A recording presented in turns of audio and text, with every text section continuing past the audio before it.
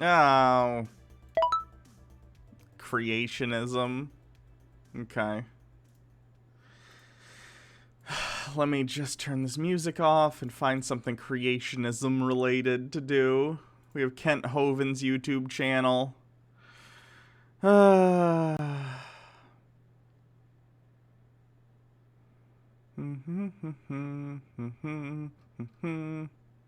me see if there's other creationist YouTube channels we do. There's Kent Hovind, but there's also others. There's like Ken Ham. I accidentally had an extra M. Ken Ham has a YouTube channel. 3 months ago is the most recent one. The Hidden History of the World, Part 23. Oh boy, we could do that. Looking for dinosaurs at the Creation Museum. All about camels. Playlist. Does he have playlists? The Hidden History of the World thing might be interesting to watch the first part of. The New History of the Human Race. Startling research update. Alright, so here's Ken Ham, one of the founders of the Creation Museum and the Ark Encounter, looking kind of scary with a video in a series called The New History of the Human Race. I assume he's going to try and explain history through a biblical literalist worldview. So let's see. Well, hi everyone. We're going to do things a little differently this time. I feel like I'm on a chat roulette call with someone who's 5 seconds away from whipping their penis out. For a Facebook Live. I'm actually interviewing one of our scientists, Dr. Nathaniel Jensen. Scientists. And we're doing it over the internet. And I'm on a computer and he's on a computer at home. And Boomer Ken Ham being like, "Hello, fellow children. I am on one of these electronic computing devices discussing something with someone on another electronic computing device. Isn't the future cool?" Able to do this and to get it to you. And so Dr. Jensen actually has a PhD in biology from Harvard University. And he's one of the scientists at Answers in Genesis. And he does a lot of work. I would love to see his credentials. On genetics, a lot of research on genetics. He's been doing a lot. In fact, he wrote the book Replacing Darwin, where he just... Let's see. Replacing Darwin. The New Origin of Species by Nathaniel T. Jensen. Hold on. Nathaniel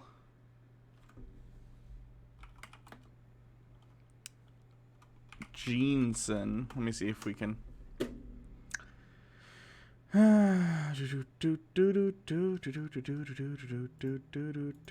It says he has a PhD. I'd be very curious what his PhD is in, considering he's saying evolution isn't true.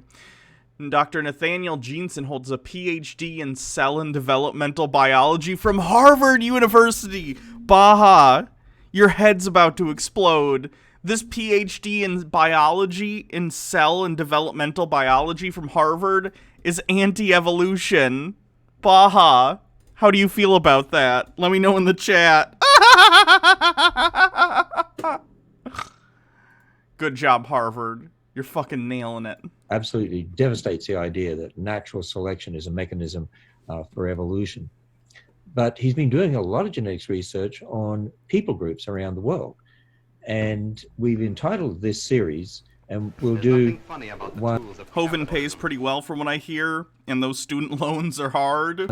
At 7 p.m. tonight. And then I think it's simplistic saying it's a money thing. There are ideologues that have PhDs. He's probably one of them. 7 p.m. Sunday night, and then we'll continue on with this series and see how we go on the weekends. So the title, A New History of the Human Race, the Resettling of the Americas Before Columbus and Other Surprises from DNA. So how about that? And I think he's going to blow people's minds with some of this stuff. For instance, he would say this: what does it mean to be of German descent? Is there such a thing as a German, a European? Do Egyptians exist? Chinese? And so it goes on. And in fact, I think he's going to talk about the fact that are British really French, or a French British, or that should stir up the world anyway. And who were the earliest people that settled the Americas? I mean, was it the American Indians? Was it not? He's got some Oh fascinating God! information, because he's going to show you. He's going to look at people groups around the world Is he going differently to try and say that Native Americans aren't really Native Americans? That's not good. than what you have heard from most places. So, Dr. Jensen, welcome. And let me say one other thing just to qualify right from the start. When you use the terms black and white, we always say there's no truly black people, no truly white people, but we do it for the sake of talking about people's understanding of particular groups. We're all the same skin shade, but you're sort of talking about in regard to people groups and so on. So, Dr. Jensen, tell us give us some insight into what you're going to talk about in this series, and share some exciting information with us. Thank you. I am very excited to talk about this. I think our viewers will be too. Just a little bit of personal note. When my colleagues and I were working on this research, we got to a point where the results seemed so shocking we thought it couldn't possibly be true. But the more we dug into it, the more it started lining up with known history. And what we found is history, as you learn in the textbooks, tends to be a history of politics. Who was ruling where, who was the king when. But when you look at the history of peoples, which is what DNA records, there's a significant divergence, and so it rewrites who we came from and how we think about ourselves. God, Baha, I wish you were here so bad so we could have, you point by point dissecting this. So there's a lot in store. We'll take the... What is this dude's name? Hold on. Let me see if it says in the thing. We literally just searched it. Replacing Nathaniel Jensen. There's nothing funny about the tools of capitalism. Jensen, or it might be pronounced differently, but that's how it's spelled. Nathaniel T. Jensen, PhD. Put his name in the chat if you want to look him up.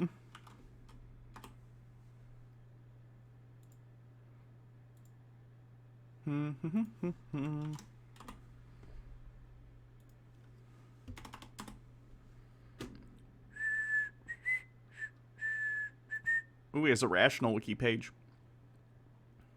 Nathaniel Jensen is an abnormal young Earth creationist in that he has a PhD from Harvard Medical School in cell and developmental biology. During his time at Harvard, he worked in the stem cell laboratory. Oh my god, Baha. He's like an evil version of you. But strictly with adult stem cells. He was quickly snatched up by the Institute for Creation Research in 2009 after getting his PhD, and is on their speakers list. He has a bachelor's in science in molecular biology and bioinformatics, University of Wisconsin Parkside, PhD cell and developmental biology, Harvard Graduate School of Arts and Sciences, employee of Answers and Genesis. How could I talk via Discord? I mean, we can get on a Discord call. Give me a second. We open Discord. Start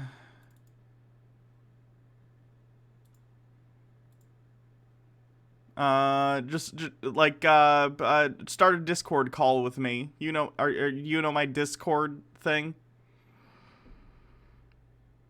It's like TOS Mirror Universe, Baha. Yeah.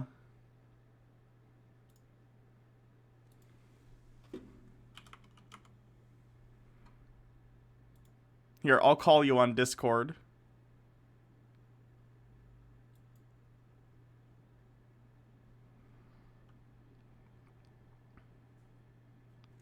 That's right, capitalistic propaganda.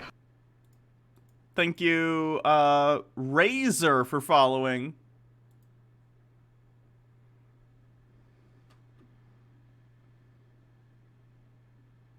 How'd we get to AIG? It came up on the wheel. We're doing a wheel stream, so whatever the wheel says we do, basically. Doon, doon, doon, doon, doon, doon, doon. Hello? Hello? Hello? Hey.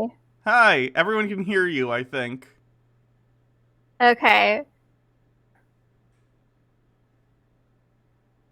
So I don't know. So I'm like getting an echo. How do I fix this? are you listening to the stream and me at the same time? You need to mute the stream if that's not muted. Okay, yes, I was listening to you and the stream, but how am I gonna be able to hear what he's saying if I can't hear the stream? Let me try and share screen. I'm not sure if that'll...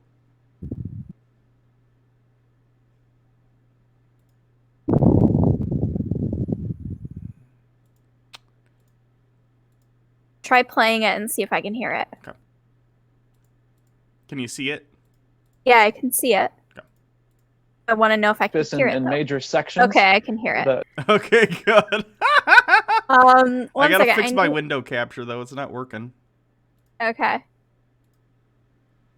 Why is it being like this?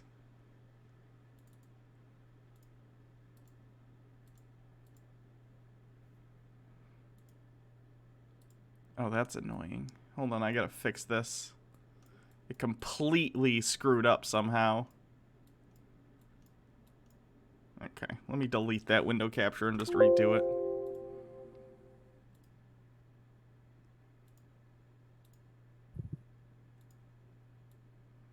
There we go. I'm trying to figure out what he did after he left Harvard. He went right from Harvard to working at Answers in Genesis. It said on his Rational Wiki page. Okay. But I want to find like actual verifiable proof of that because people don't normally go from PhD to like a job. It's usually PhD then postdoc then job. I mean, I don't mean to... I probably shouldn't conjecture, but if I had to guess, I think Answers in Genesis probably wanted to grab someone as quick as possible from their PhD, even if that's not typically how it works.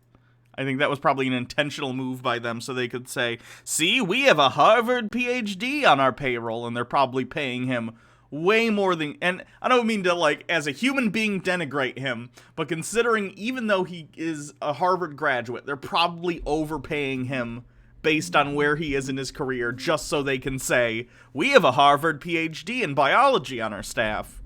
The first several episodes will deal with some of the background shocks that'll set you up. For those who don't know, the person I'm talking to right now is Baja Blast. Is my girlfriend. She's a fourth-year PhD candidate in developmental biology. No. What? Reproductive and developmental genetics. Oh, my bad. Apologies. Not biology. To come later, just because if I jumped right into the genetics, you wouldn't believe me, because it's that revolutionary. So the big question we're going to answer in each of these sessions is, who do we come from? Who are the ancestors? We know from Scripture the 4 C's of the Old Testament, 7 C's of creation, corruption, catastrophe, confusion. What we're going to focus on heavily is what happened after confusion. How do we go from Babel to the people groups we see today? So what he's talking about here is...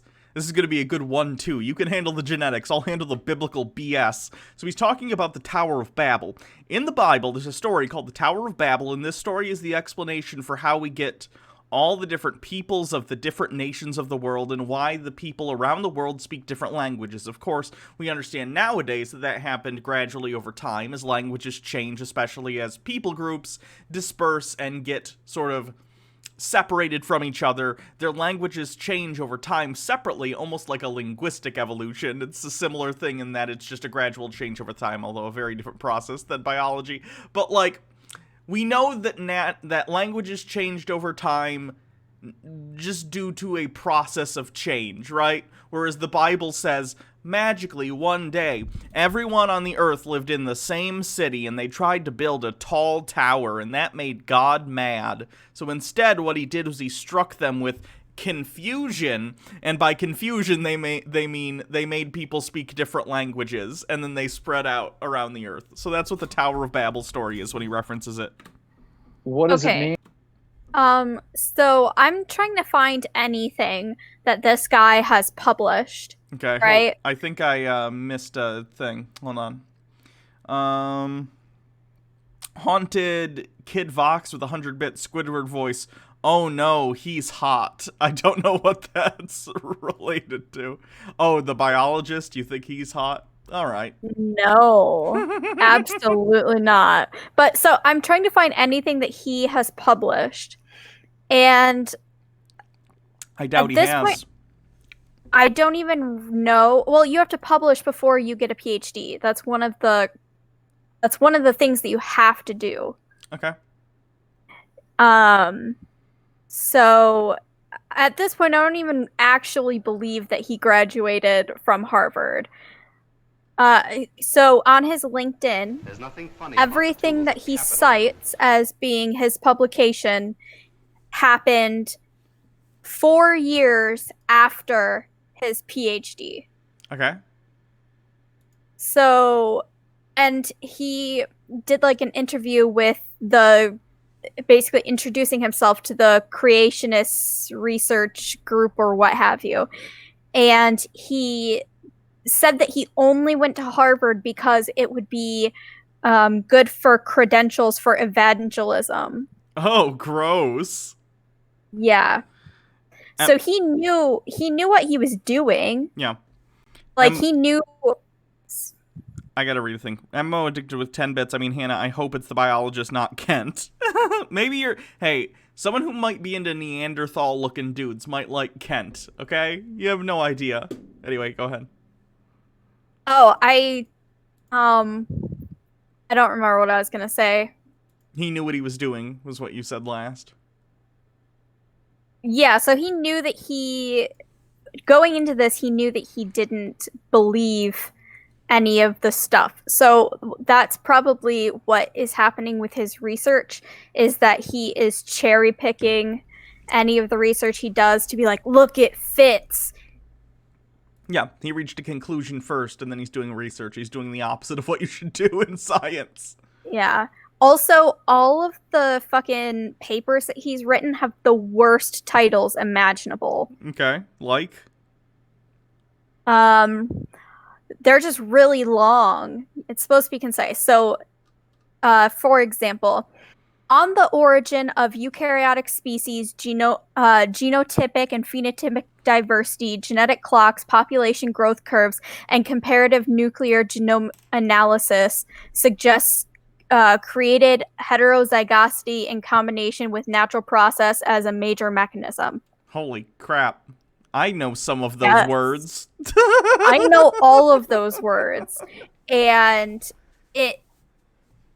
it's very stupid and convoluted. Oh. There's another one that's almost exactly the same title, published in the same year, same month. On the origin of human mitochondrial DNA differences, new generation, time, date, both suggest a unified young Earth creation model and challenge the evolutionary out of Africa model. Where were these published? Answers Research Journal. Oh, like Answers in Genesis, their own? Yes. Oh, that's not a reputable journal. No. Which is why I'm trying to find anything that he's published in an actual peer-reviewed journal. Gotcha. And all of the things that he's done, I'm trying to see if he's done any actual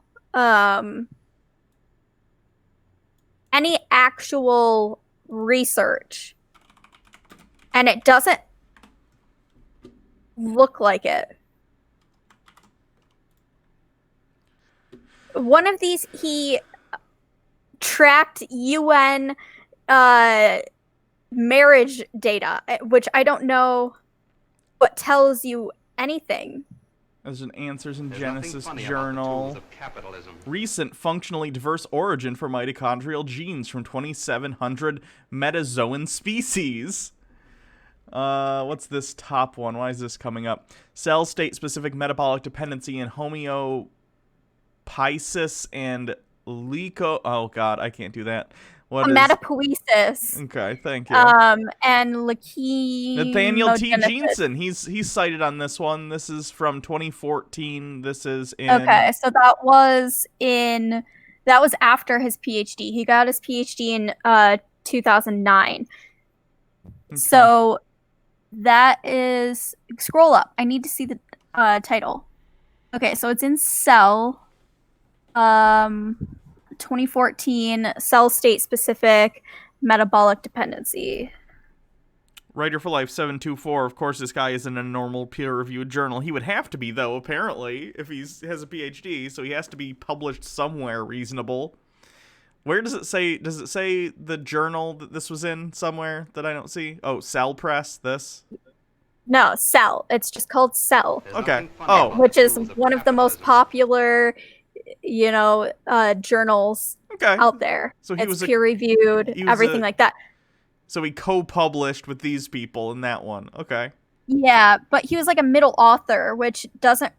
It means that he probably didn't have too much of a hand in it. So the first author, Wang, would be the one that did the most work, and the last author would be the one that headed the lab where the work was done and like got the grants. So the person like with the money. Okay. Let's look at this lab. Daddy Sume says, "Notice me, senpai. I've arrived. Welcome." And Windshanter says, "Daddy's home." Where did you want me to Okay. click? No, I have the article. I'm Okay. looking it up. So he did his PhD in like blood cell lab. So it doesn't surprise me that he might have been published on this paper after the fact. Because sometimes it like you do something in the lab and then 4 years later somebody else picks up that project. Mhm. So that's probably why he's cited. He might not have had a hand in writing it. I have to actually look through the paper because it denotes usually who did what. There's nothing funny about the tools And of capitalism. so that would be why it's published in an actual journal, because he was in the lab of an actual reputable scientist, because he had to be to get a PhD. Here's one from 2009 funny about the tools of from capitalism. Nature that he was also a co-author in. Again, he's in the middle of the thing. Yeah. Dudes spanking dudes with 10 bits. Imagine being privileged enough to go to Harvard and doing this shit, yeah. And Haunted Kid Vox with 100 bits. Creationism is my favorite thing to hear you two riff about, educate on. Y'all are awesome. Thank you. Okay, 1 second. I want to acknowledgements.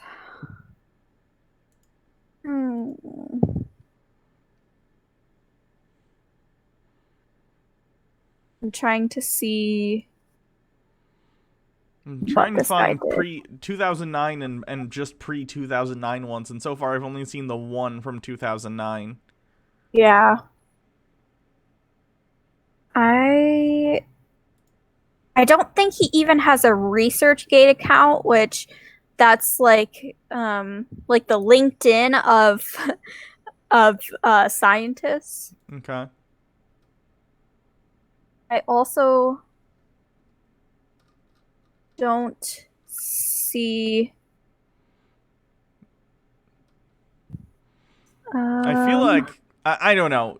If you look at the one thing I'm share screening, this is something published in the Answers in Genesis BS journal. It feels short to me, and it feels like there's not enough charts. This is just a dumb opinion, but like, look at this.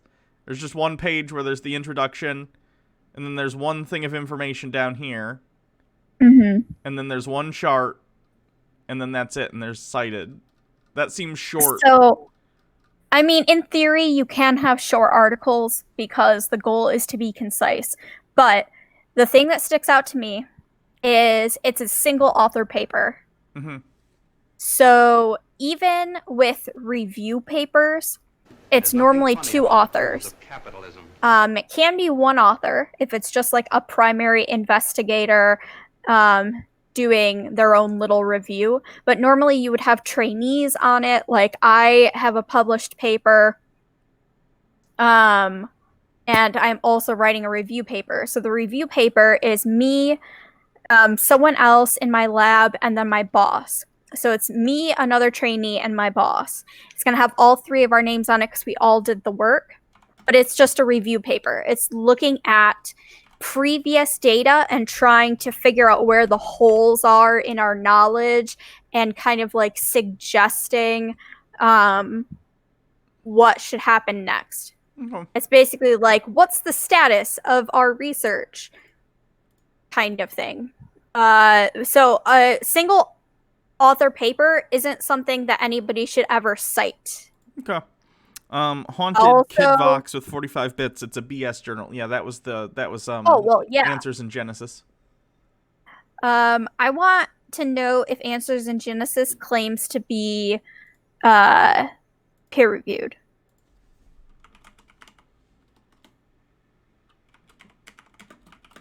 Because they can claim all they like, but I don't believe them.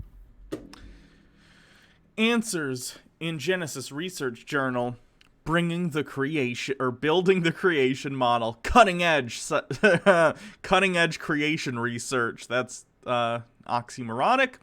Free. Answers Research Journal is a professional peer-reviewed technical journal for the publication of interdisciplinary scientific and other relevant research from the perspective of the recent creation and global flood within a biblical framework.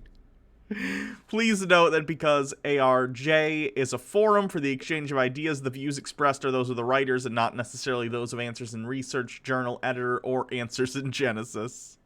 Okay. But they're free. We can look at them all we want. Ooh, is it one per year? Okay. Probably. Let's look at the most recent one.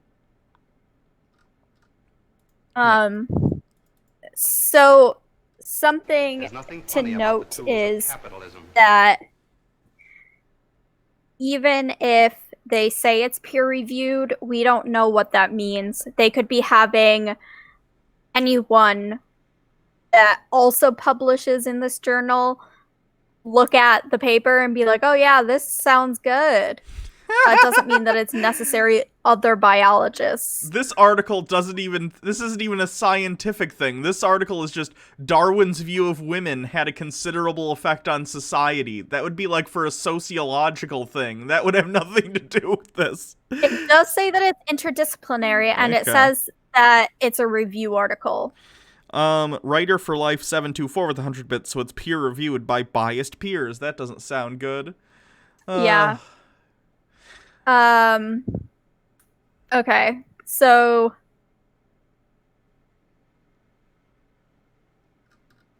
one second. Let me look on PubMed and see. Young If I can Earth find Y this chromosome dude. clocks confirm known post-Columbian Amerindian population history and suggest pre-Columbian population replacement in the Americas. Abstract. Recent human history represents a novel area in which to comparatively test evolution and young Earth creationism against each other.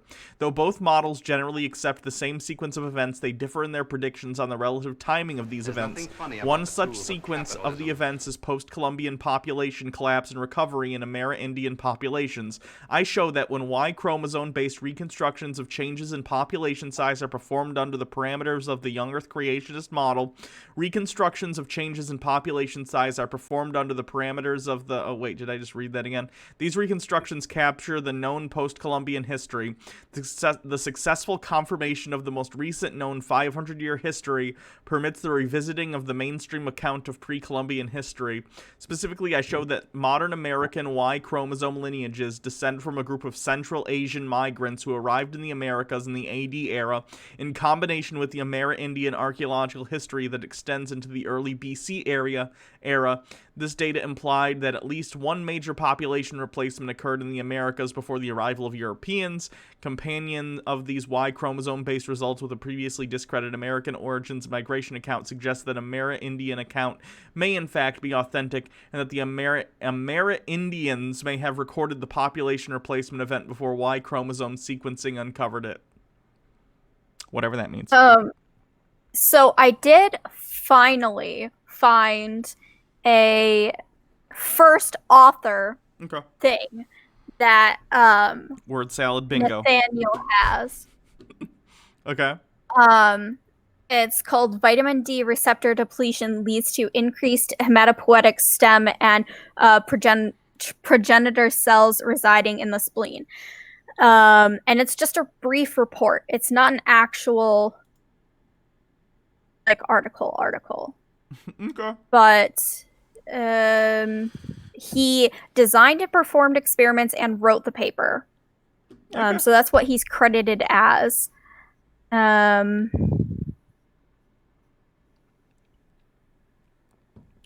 And he's not cited as having any financial conflicts of interest. I wonder if his PhD advisor is very disappointed in him. Because his PhD professor is like a leading hematopoietic stem cell person. Mm-hmm.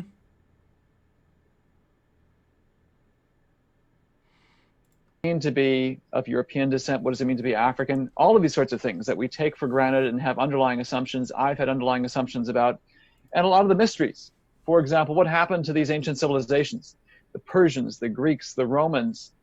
History books, at least when I took history, they present these kingdoms as rising, falling, as if they pop into existence out of nowhere and then disappear without a trace.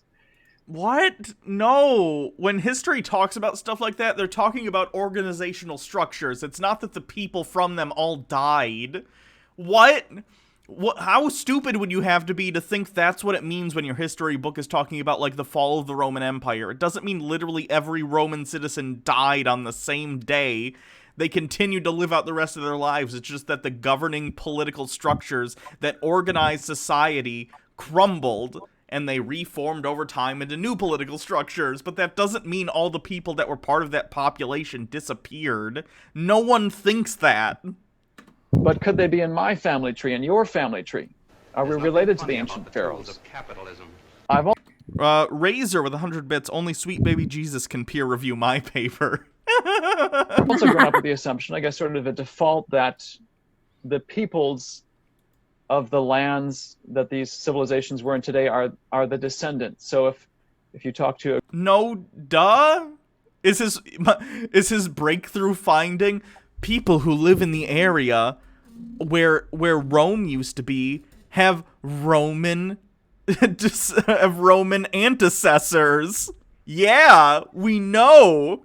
And modern Egyptians have ancestors who were from ancient Egypt. Shock. a Greek, presumably they're the descendants of the ancient Greeks. They can claim Aristotle. You talk to the modern Egyptians, surely they can claim the pharaohs. The modern Iranians can claim the Persians. Or to put it in the negative, I don't think any German would claim Greek heritage or Persian heritage or Egyptian heritage. There's probably crossover. People migrate. Like, it's not like there's these firm lines between populations. There's nothing funny about the tools of capitalism. Razor with a oh nope, already read that. Daddy Sumo with 10 bits. No shit, I'm also descended from ancient Romans and ancient Celts and ancient Gaelic kings.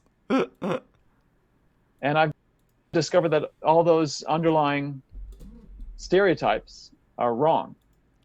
And we'll discover this together. So some of the, just to give you some of the a preview, we'll see that what I'm... Lex the Bear with 100 bits. PhD equals Pillox hating Darwin. Yes, I'm British. I don't even know what that means. Mitchell Drummer, who are you? I am from ancient Greece. I'm calling black, white people exist. Of course, there's no such thing as black and white. We're various shades of brown. But as the mainstream populace refers to black and white and divides people into races. Can you pause this for a second? MMO Addicted with 10 bits. One of our local neo-Nazi groups is obsessed with tracing their Slavic heritage back to Romans. They literally pay folks to forge records. That's ridiculous. People are so stupid. That's crazy. I thought this whole time that it was the old dude talking. Because this guy sounds so old. That's the old dude's Ken Ham. Do you not know who Ken Ham is? I only vaguely know the name because I have watched your videos before. Yeah, he's definitely not a PhD in anything. Not even a bad one like the other dude. Oh, yeah. These racial designations hold some big surprises. And especially for people like white supremacists, they might be quite shocked to find out what their genetic heritage is, and hopefully that'll change some of their thinking. There's nothing funny about the tools of capitalism. First of all, I don't think it's a shock to anyone that the vast majority of people on this planet have a mix of various different genetic backgrounds. I think everyone knows this except for white supremacists who are idiots in the first place. And if you tell a white supremacist, oh, we've sequenced your DNA, you have such and such percent, like, sub-Saharan African DNA in you, they're not going to change their mind. And if this guy legit thinks that that's somehow going to be an aha moment for those people, he's delusional. Pillock means stupid person. Okay. We're going to have Fun fact a long chat. Never mind. What? What were you going to say? No, never mind. Okay. time spent on what it means to be a European. And are there such things as indigenous Europeans? We'll see that many Europeans, probably the most Europeans, are of recent Asian descent, Central Asian, Middle Eastern descent. And if you look at... Like, the idea of indigenous is sociological. I mean, we can say, like when we're talking about, like, First Peoples, and we're talking about, like, Native Americans, for instance, I think we all understand that at some point long ago in history, people came over from somewhere else, because we're all from Africa originally, as far as we know. So at some point, yes, there had to be a group of people that came over and settled in the Americas first. So technically they weren't from America originally, but obviously when we're talking about, like, indigenous peoples or Native Americans, what we're talking about is in the context of the history we are dealing with. So when we're talking about that, we're talking about, like, imperialistic New World, Old World interactions that happened after, like, 1492. That's what we're talking about when we talk about, like, Native Americans or people who are native to any of the Americas. You're not doing a gotcha by saying, like, actually, they're, you know. Chat, thanks for the hype. Oh, are we on a hype train? Nice. Dandy Sume aborted Baja Blast. Derek Bellinger with 2-month streak took forever to get this dub to go through, finally. Writer for Life 724 with 100 bits. Keep the train going. Thank you. Genetics, and you go back just a few hundred years, most European nationalities disappear.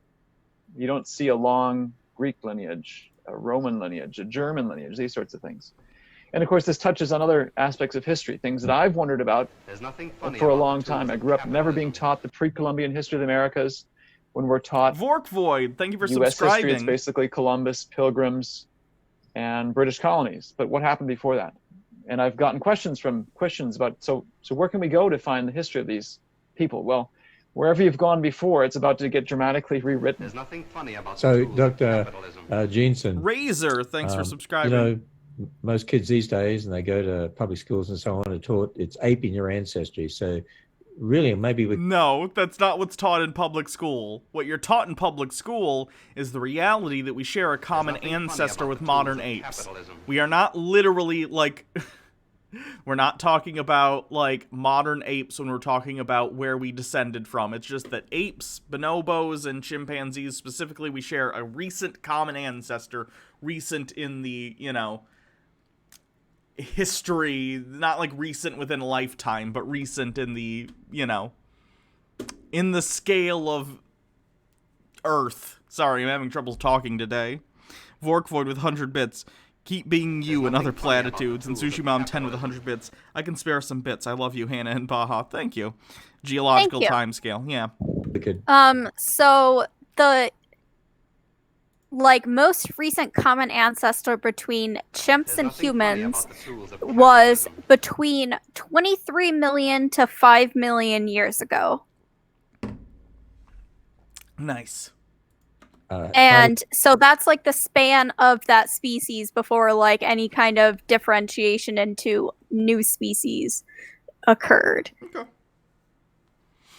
So the last, like, chimpanzee human ancestor would have been about 7 million years ago. Okay.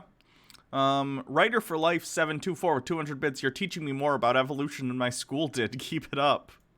Oh, that's sad. Yeah. That's very sad. If anybody has any questions about evolution and stuff, I'll try and answer them. The series, whose DNA is really in your ancestry? Exactly. And we'll get to, we'll hit some of the preview questions initially, just to set up the genetics. we'll then sort of work from the present day backwards in time and eventually get to those ancient history questions, which of course eventually touch on what about the apes? Can you see Adam and Eve in your DNA? What about Noah and his family? Do they show up in... I bet you all $100 he brings up mitochondrial Eve. Haunted Kid Vox with a subscription. Baja teaching me about evolution. Call that a Baja blast from the past. Wing the ultimate nug with 100 bits. Okay, digging into too much tax documents. In the 2011 Crosswater Canyon Inc. filed a 990, which states that Ken Ham made like $150,000 in salary and then $200,000 in packages and bonuses in the year 2011, which is bananas. Less credible sources suggest he has tens of millions of dollars rolling around. It's possible. I mean, the dude runs like a giant ministry, and he is the head of like one of the biggest creationism organizations on the planet, if not the biggest one. So that makes sense. How does evolution explain Trump and other low-hanging fruits? genetics? Where's the echoes of biblical history? So we'll get to those as we go from the present day backwards in time. And the reason I do that is just because we're taking DNA, or I should say the DNA sequences so Ken that Ham we is have worth in our more public than Trump. databases I think there are a lot from of rich people who are worth more than Trump if we're talking about net worth. primarily living people. And so you've got to start in the present and unravel the effects of recent history from the DNA history we can infer to go all the way back. Daddy Sume with 10 bits. Hey, Baja, what do you think the most favorable genetic mutation that might propagate in our species? Like, what would be the next most likely development for our species? That's such an open-ended question. Yeah, I mean, okay, let me reread it myself. I have trouble comprehending when people read things to me. I need to actually read it myself. Mm-hmm. What do you think the most favorable genetic mutation that might propagate in our species? I would say something that actually exists. I would say any of the mutations that help to prevent like viruses from incorporating into our DNA, or prevent viruses from entering into cells, even though that would cause, the virus to evolve something new. Also, something that I think was a beneficial mutation and has like propagated throughout our population and probably will continue to is sickle cell trait.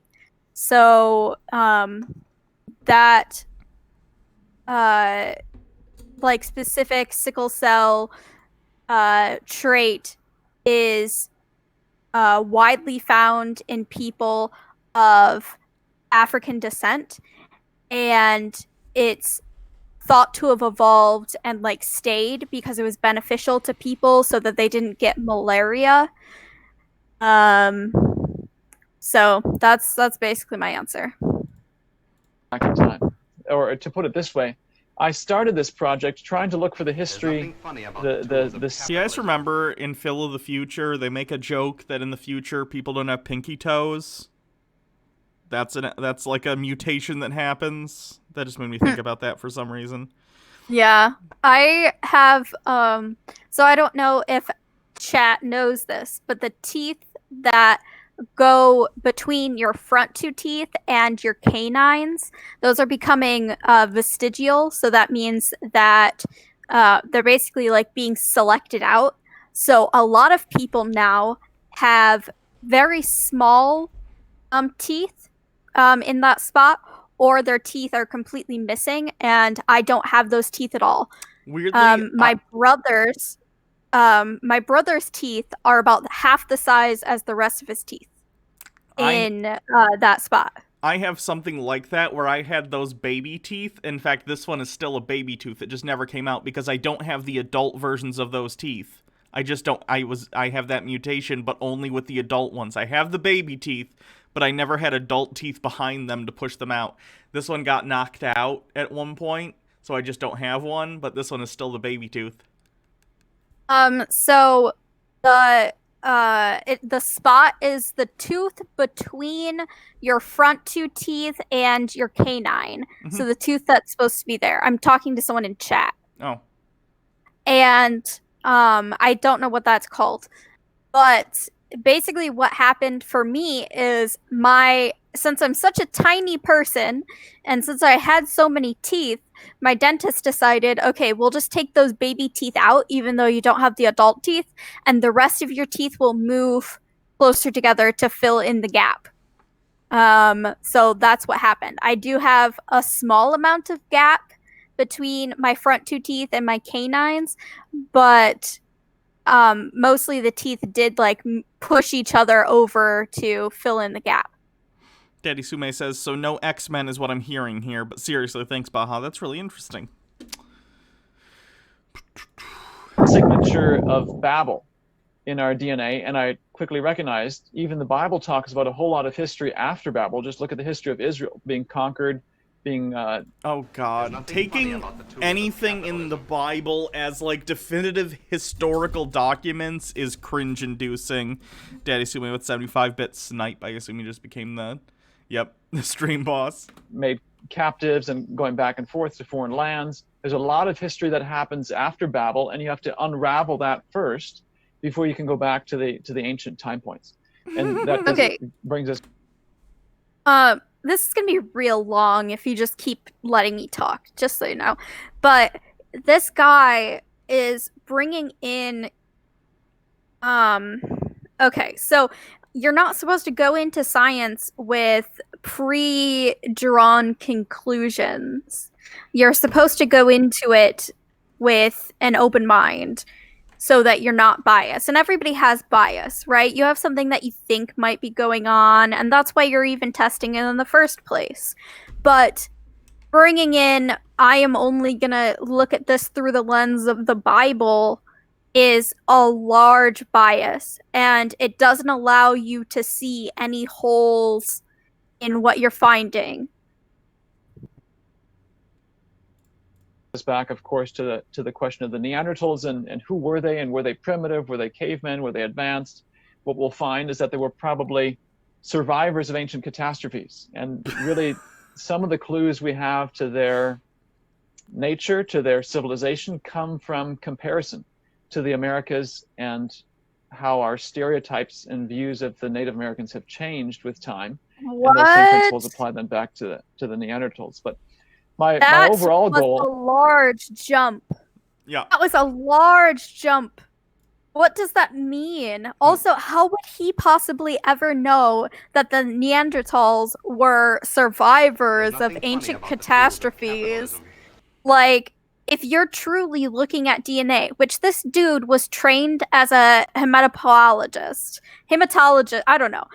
He trained in hematopoiesis and like stem cell development, which is not evolution and is not genetics, frankly. Like my program name is basically genetics. Then I'm also part of a sub program that it's called a training grant. So it's money from the government for you to train in a specific field. So I'm also trained in reproductive and developmental biology. And so I just kind of combine that and say reproductive and developmental genetics, because that's also what my PhD research focuses on. So it's okay for me to say that because I'm actually doing research, I'm actually being trained. But it wouldn't be appropriate for me to go publish in something like evolution necessarily, unless I went and did a postdoc or had some other formal training in evolution specifically. Because while I know the concepts of evolution, it's not like my PhD work. So I'm not an expert. Are you telling me someone who works for Answers in Genesis is being duplicitous about their field of expertise? I'm shocked. Yes. Altered Ren. It is Baja. Let's see. I have some bits to get through. MMO Addicted says I did not have baby teeth at all, and the adult teeth came in half rotten. If I recall correctly, it's due to some bacteria I contracted in the incubator, some developmental flaw in there, so just not fun. To this day, my teeth are shit, and I need to visit a dentist every month. Ooh, that sucks. Daddy Sume says, wasn't there a massive depopulation event in our past? I keep hearing that our population was incredibly reduced to a point in the past where there were only like 10,000 of us left. I'm not familiar. I don't know if Bob. So that sounds like a bottleneck event, which is basically some catastrophe leaves a certain amount of a species, and then basically you have to repopulate.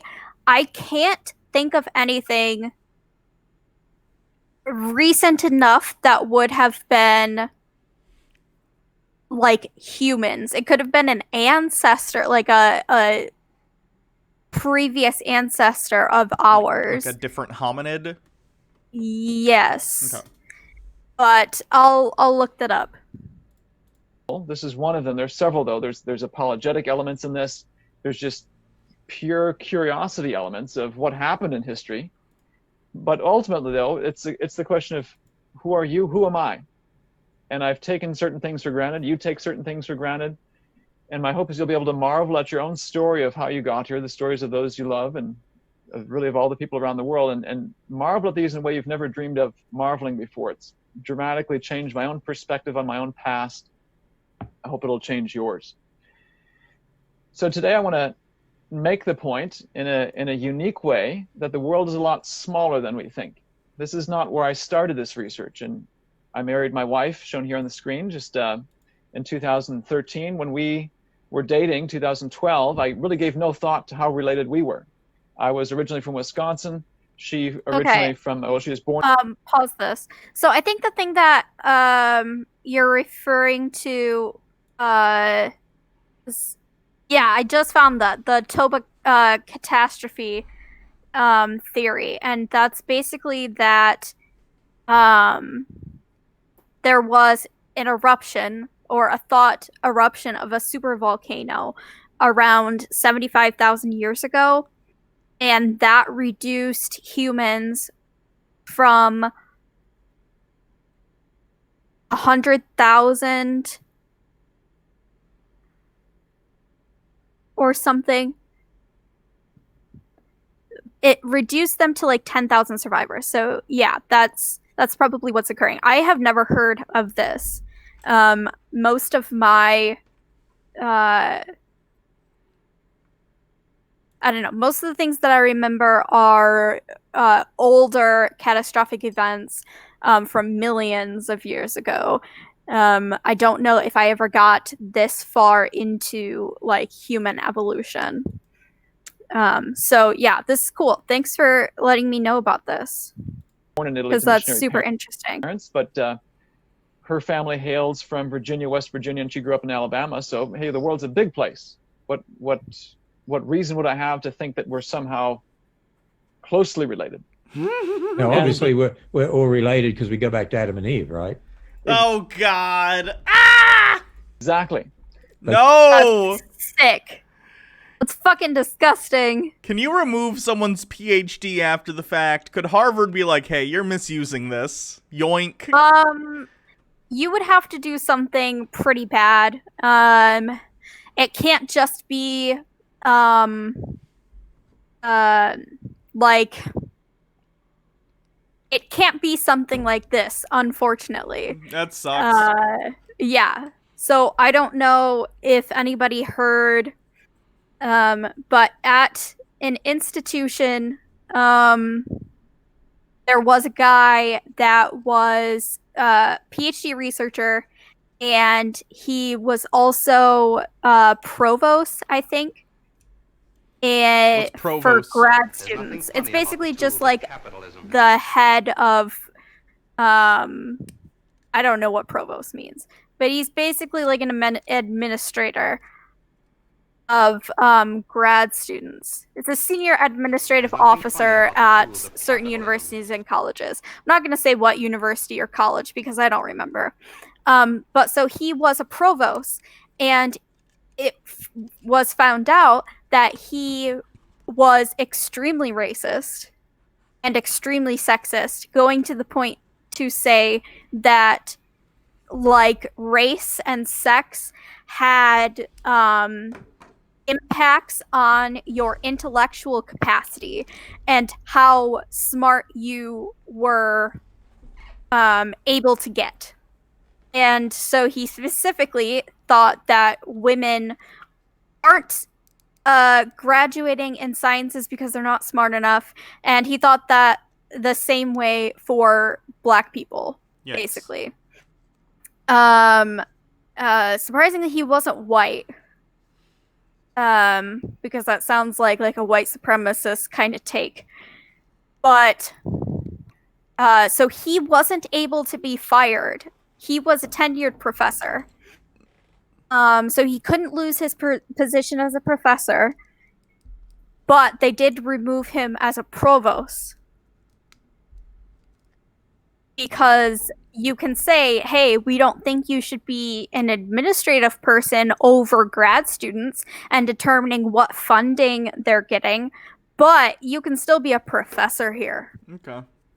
Because ideological differences, that's like some protected thing in academia. And I don't know. Okay. Daddy Sume, what about the doctor who falsified his autism research? Did he get stripped? I think he had his medical license removed. I don't know about his. He got his board certification removed. I know that if you do something really bad, they can take away your PhD. But it's not normally like, as far as I've seen, it's normally like disgracing your university in some way, the university that gave you the PhD in the first place. It's not necessarily based on ethical things. And then so MMO Addicted says faking studies and forging evidence is grounds for doctorate removal around here. I don't know where around here is.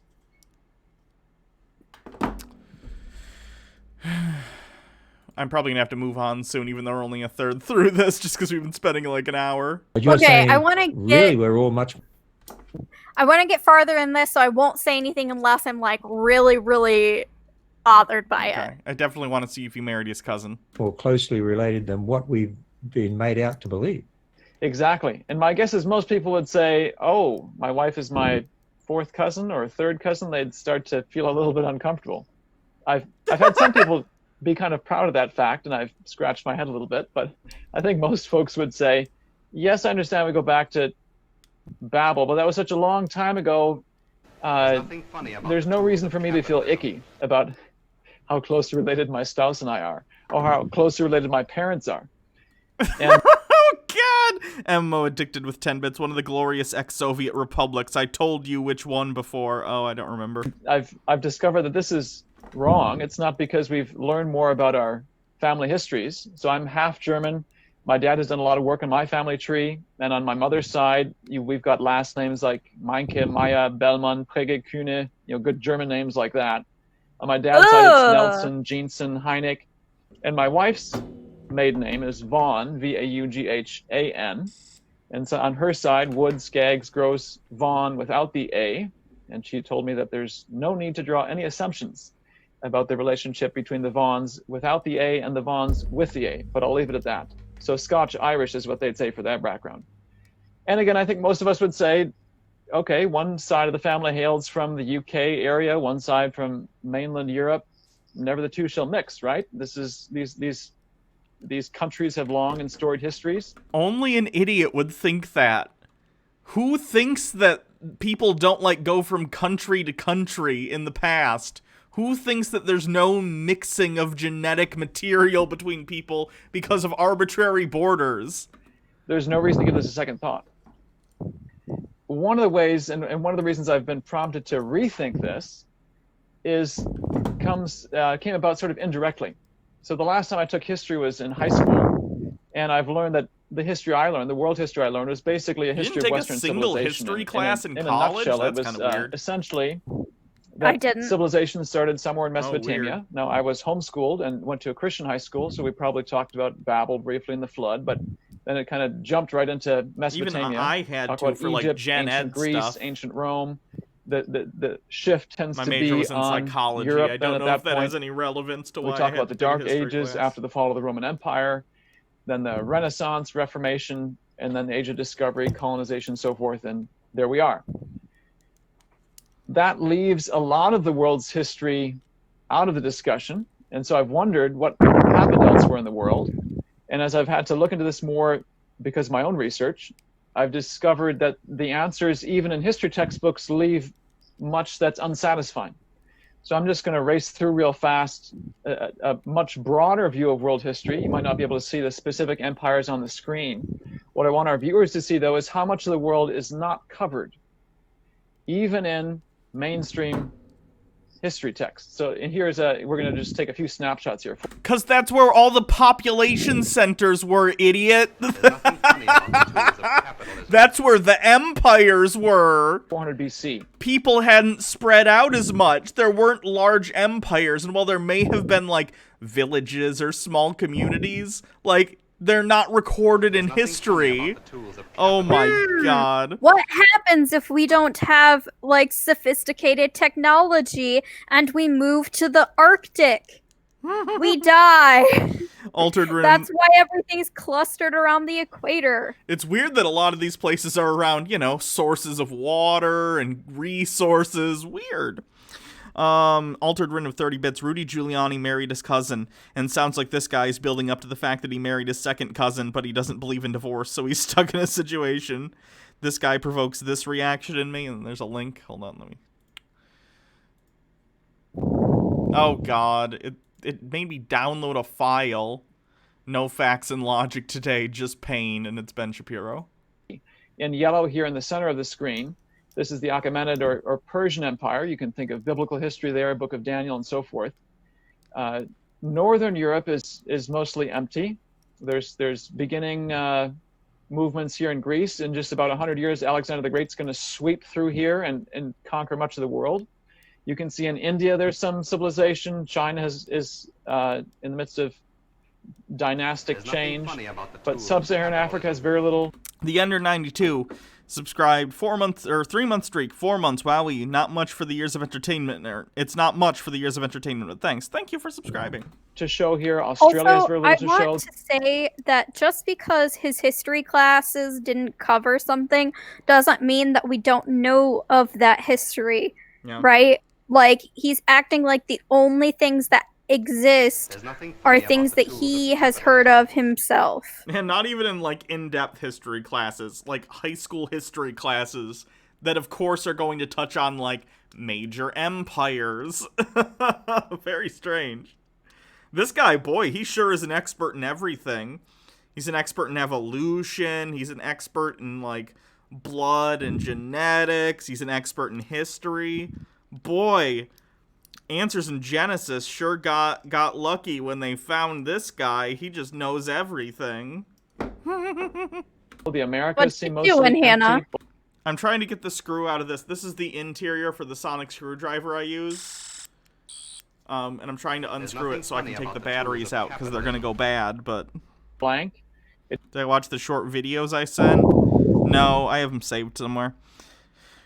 Of course, they ignore the massive empires in the Americas. There's one in Central America that they have highlighted. It doesn't change much if we go to the time of Christ then, 81. You'll recognize here in red the Roman Empire, in which the empire that was in existence when Christ came. You can see another empire here in the Middle East. Again, there's activity Very in India, unbiased the way China, he's but speaking again, about this. nothing in Africa to speak of, Australia, Central Asia, North America, South America. There's a little bit in Central America where modern-day Mexico is, but not much to speak of. There's still a lot of the world that isn't, the story isn't told. 500 years later, again, same blanks largely appear. China's extended some of its domain. It's, again, going through dynastic succession. There's some activity here in Central Asia, Siberia, those empty. Again, the typical candidates for question marks are still there. Africa, Americas, Australia. 900 AD, same thing. The main blanks remain. Even in just 500 years ago, Columbus has discovered the New World, 1492. You're beginning to see some settlement in the Americas from Spain and Portugal, but most of modern day Russia is empty. Sub-Saharan Africa is still empty. Like, this is incredibly incomplete and borderline racist, considering, like, at no point were the various, like, indigenous American tribes put on the map, nor were there, like, any of the various African kingdoms that existed. Like, come on. Did he literally just Google, like, or did he look at his history book and look at the things that were, like, listed, his old high school history book, and then just put them on a map without actually looking at other maps that show, like, kingdoms over time? Daddy Sume, no shit, we don't know about the Americas because we exterminated them, you racist schmuck. Australia empty. On and on it goes, even up to Australia empty? Oh no, bud. Oh boy, bud. You know about the Aboriginals, right? No? Okay. America's cool. mostly unsettled. Russian Empire is finally reaching east. You begin to see some activity in Africa. Transiently, even in 1815, just 200 years ago, we're looking at a world map that is largely empty. And I say empty in comparison to the modern map, in which basically every square inch of this planet has someone saying, mine. And I guess I've looked at the modern world map and assume it's been the same all throughout history, but it's not. It's right up just 200 years ago. Much of the world is empty, and so I've grown up with this mystery. Oh my god, this guy's an idiot. Someone call Harvard, please. Please, someone call Harvard. Hello, Harvard? I want to email his PhD professor and ask him if he's disappointed in him.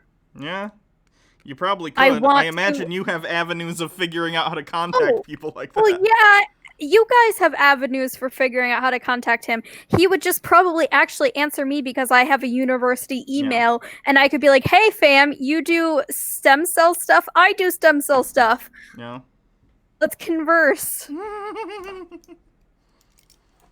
How dare you? I could just say, I'm a rando from the internet. Don't you want to talk to me? I'm very important. I have a Twitch channel. Well, I can say that my boss has met personally Barack Obama because she got an award from him. Nice. Yeah. What is the story of these other parts of the world? Whoops. I'm wondering how to... It's almost like colonialism destroyed a lot of indigenous populations and their history. Weird. Keep my earphones in my ear while I'm talking, too. First time, here we go. So these questions have remained outstanding, and I've learned part of the answer is lack of written records. So we know from archaeology that in Northern Europe, there's people there, they're doing things, but they didn't write down what they did. Whereas you get MMO addicted with 10 bits, and then I reveal I am the professor and have been simping for Hannah all along. Joke. to the Roman Empire and such, some of the Greeks, they're writing histories, they're talking about what they did. So that's part of the reason for why there's so many blanks. But think about it. Here's the map in 400 BC. Are we to believe that there are people all around the globe, but 90% of them just choose not to write down? Are we still missing? Oh my fucking god! Figuring out, I've discussed this on the channel before. Written language is not a given. I understand that it might feel like it is, considering like how ubiquitous it is in the modern world. But coming up with a written language system that is functional and useful is an amazing accomplishment, and it's amazing that it ever happened. Because consider this, not only do you have to come up with a series of symbols that mean certain things, whether we're talking about like a phonetic alphabet like we use, you know, in the Western world, or whether we're talking about something that use more pictorial depictions of different concepts. Not only do you have to do that and create an internally consistent system, but then you have to teach it to enough people that it's useful. Because let's say it's 100,000 BC, and your name is Grog, and you live in a small village, and you've come up with the most perfect writing system ever invented. But if you can't convince other people to learn it and use it, it's useless! The fact that human beings ever invented written language and it became ubiquitous is amazing. And saying like, well, are we just to believe that there were ancient civilizations that didn't have writing? Yes. Yes, absolutely. What? Hannah, you are not seeing this from his perspective, though. To him, people didn't exist outside of 6,000 years ago, right? They sprung up via dirt from God or some shit.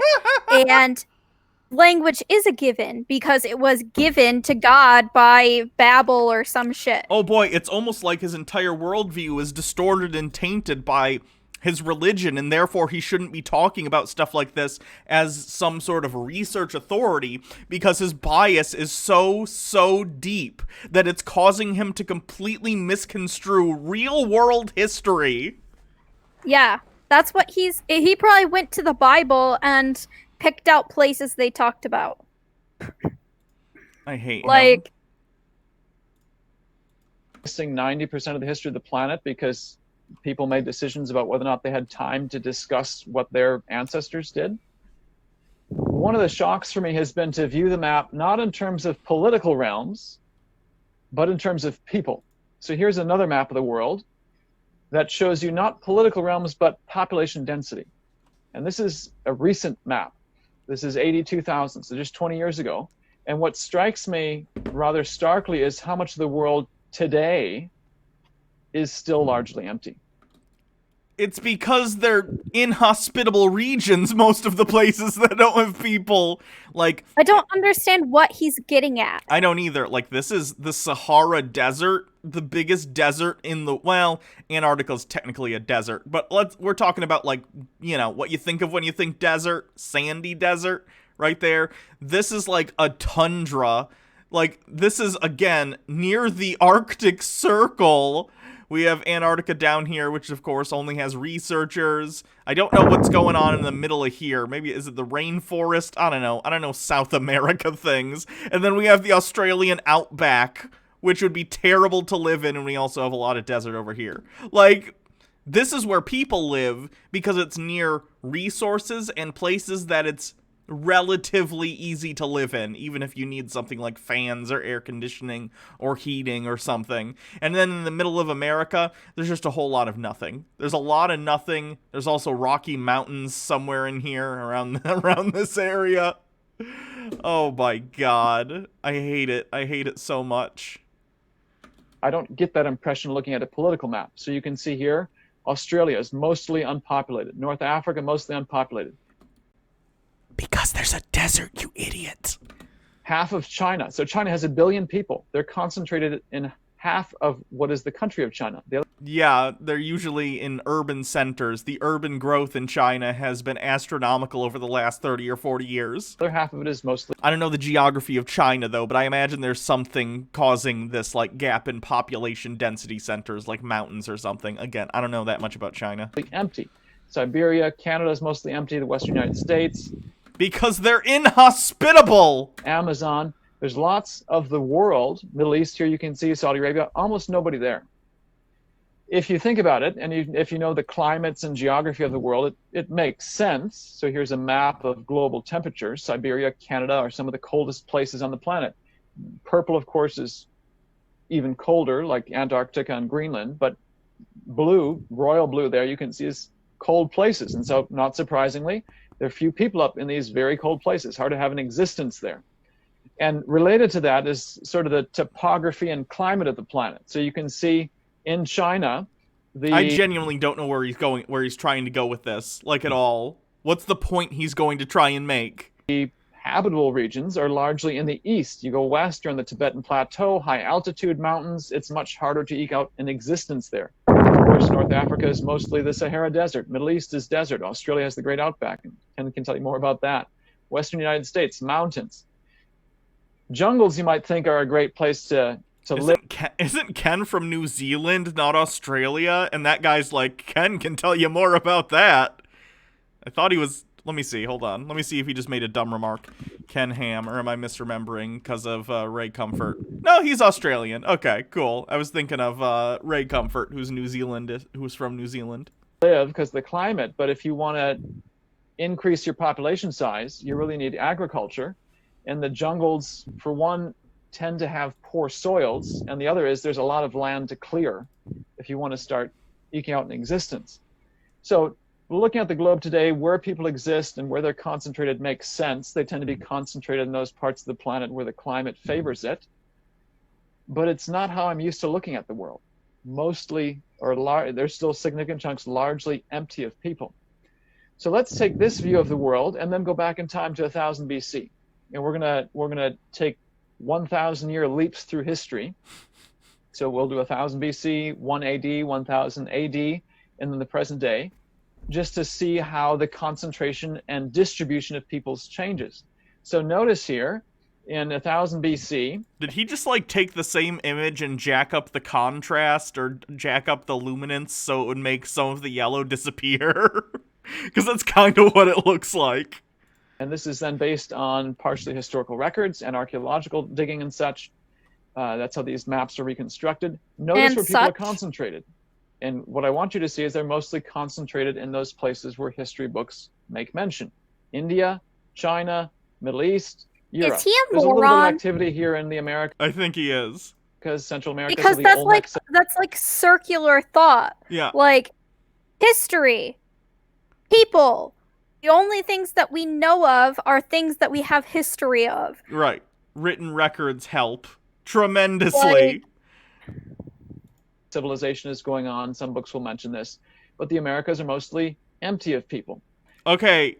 No, though. There were tons of people in the Americas. They just didn't have a written language. So there's less history in the way we think of history about them. But that doesn't mean they weren't there and having their own cultures and events, wars between, like, groups of people, alliances, entire histories of their culture that existed that we just don't know about because they were wiped off the face of the earth practically by colonialism.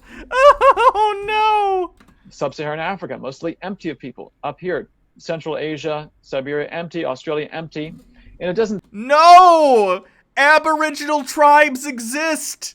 The lack of written language does not denote a lack of human beings. change much, even 1,000 years later. You can see that it's Especially become a little bit more... since, like, even if there were written records, they were probably destroyed on purpose at intense in some point. those regions of civilization. India, China, Middle East and Turkey, Europe, and so forth. We've got a little bit more here in the Americas. So this has now gone from the Olmecs to the Mayans. Their civilization is beginning. You've got some activity here on the Pacific coast of South America, but there's still big blank gray spots on this map.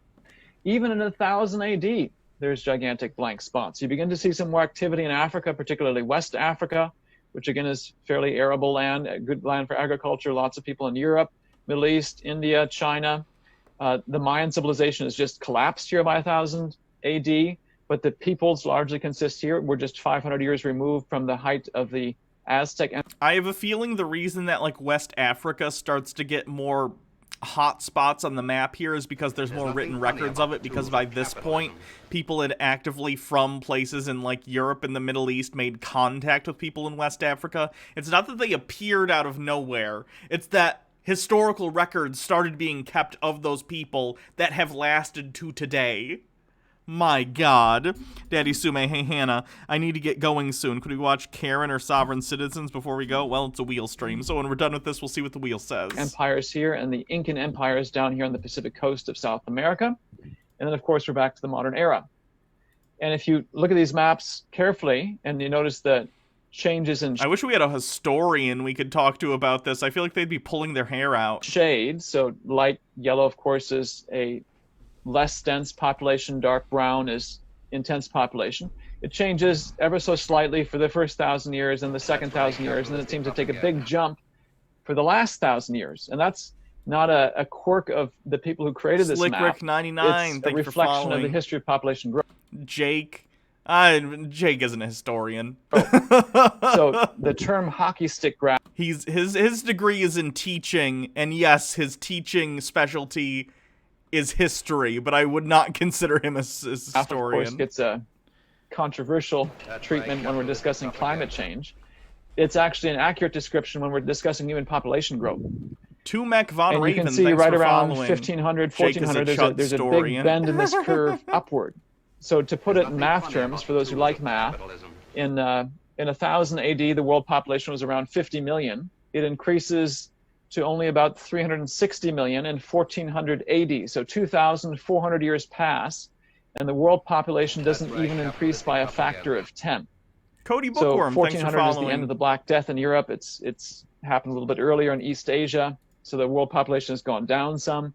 And then it just explodes in the last 600 years. So in the last 600 years, the world population has increased 20-fold, going from 360 million to nearly 8 billion today. That's a massive increase. Dr. Jensen, if I could just jump in here for a minute too, I think it's good to point out to people that, hey, if man evolved millions of years ago, that curve should have gone up way before. No! Oh my No! god! Vaccines, modern medicines, infant mortality rates plunging. My god! Mass disease and starvation, modern industrial farming, the industrial revolution at large. You morons! I'm not even...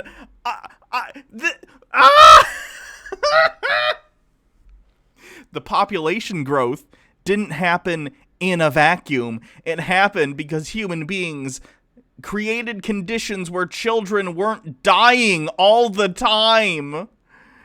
Ugh. Anything to add? Let's stop this video. I feel very, very lied to. I thought I was gonna have to discuss some science-y stuff, so I'm gonna go. Okay, you sure you don't want to stick around and watch something else with me? I'm gonna be in chat. It's just my headphones are like really hurting my head. I have a headache. Alright, sorry. Oh, it's fine. It's not your fault. Alright, so that's enough of Ken Ham and this dude for the day. He's an idiot, though. And you know what, though? Like, grifter's gonna grift. What a good gig.